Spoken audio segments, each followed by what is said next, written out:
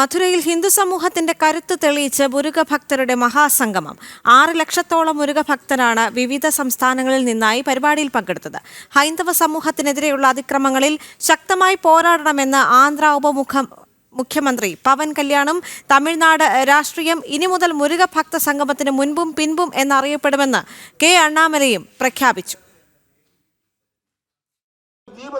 ഉച്ചതിരിഞ്ഞ് 3:30 മധുരയിൽ മുരുകഭക്തരുടെ മഹാസംഗമം ആരംഭിച്ചത്. അതിരാവിലെ മുതൽ തന്നെ ധാരാളം മുരുകഭക്തർ ഈ മഹാസംഗമ ഭൂമിയിലേക്ക് ഒഴുകി എത്തിയിരുന്നു. കേരളത്തിൽ നിന്നും, തമിഴ്നാട്ടിൽ നിന്നും, കർണാടകയിൽ നിന്നും, ആന്ധ്രയിൽ നിന്നുമൊക്കെയായി 5 ലക്ഷത്തിലേറെ മുരുകഭക്തരാണ് മഹാസംഗമത്തിനായി എത്തിയത്.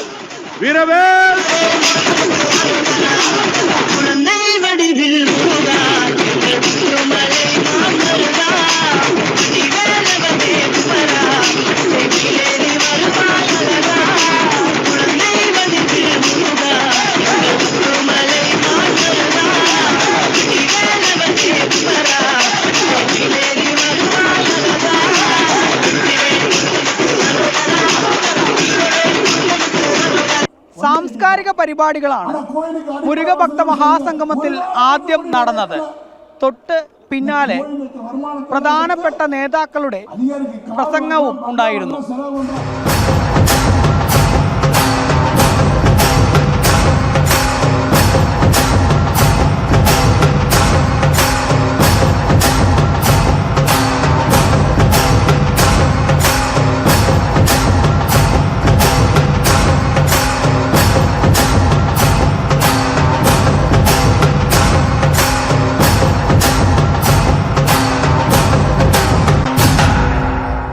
മുരുക ഭഗവാനുള്ള ആരതിയും 5 ലക്ഷം മുരുകഭക്തർ ഒരുമിച്ച് കന്ദഷഷ്ടി കവചം ചൊല്ലിയതും പരിപാടിയുടെ മാറ്റുകൂട്ടുന്നതായിരുന്നു.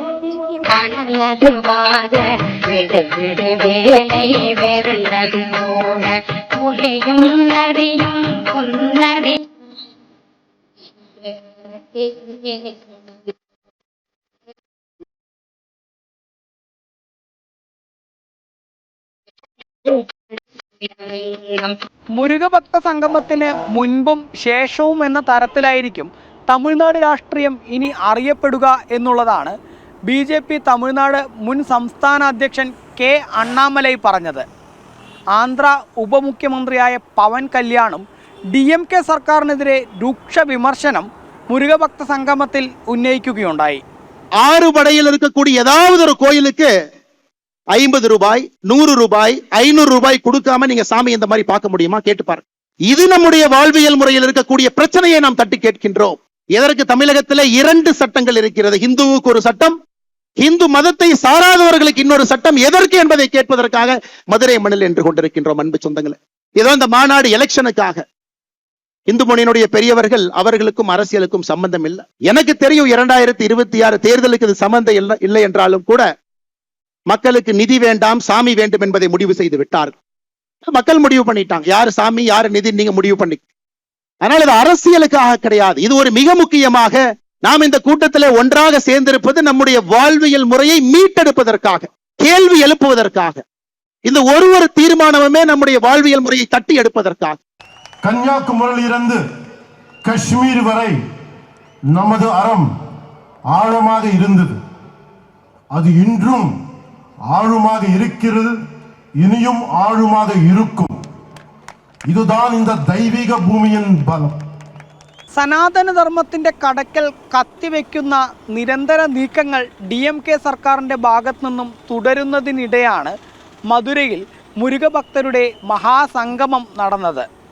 അക്ഷരാർത്ഥത്തിൽ ഹൈന്ദവ വിശ്വാസികളുടെ ശക്തി വിളിച്ചോതുന്നത് കൂടെയായി മാറിയിരിക്കുകയാണ് മധുരയിലെ ഈ മുരുകഭക്ത സംഗമം. സന്തോഷ് മണ്ണാർക്കാടിനൊപ്പം അരുൺ ആലത്തൂർ, ജനം, മധുരൈ.